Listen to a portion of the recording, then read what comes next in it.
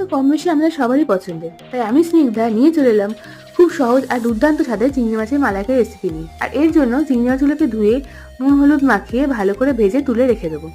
এইবারে ওই তেলের মধ্যেই গোটা গরম মশলা ফোড়ন দেবো, আর তারপরে দিয়ে দেবো কেটে রাখা পেঁয়াজ।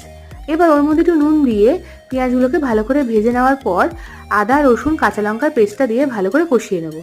কষানো হয়ে গেলে ওর মধ্যে দেবো হলুদের গুঁড়ো, লঙ্কার গুঁড়ো আর নুন।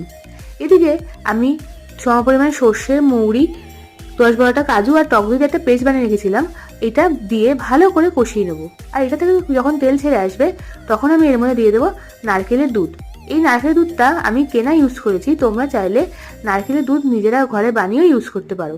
এইবার ভেজে রাখা চিংড়ি মাছগুলো দিয়ে ভালো করে মিশিয়ে ওর মধ্যে দিয়ে দেবো একটুখানি জল, আর জল দিয়ে ওটাকে ভালো করে ফুটতে দেবো। আর ওটা ফুটে এলে ওর মধ্যে একটু নুন, মিষ্টি, গরম মশলার গুঁড়ো দিলেই তৈরি হয়ে যায় চিংড়ি মাছের মালাইকারি।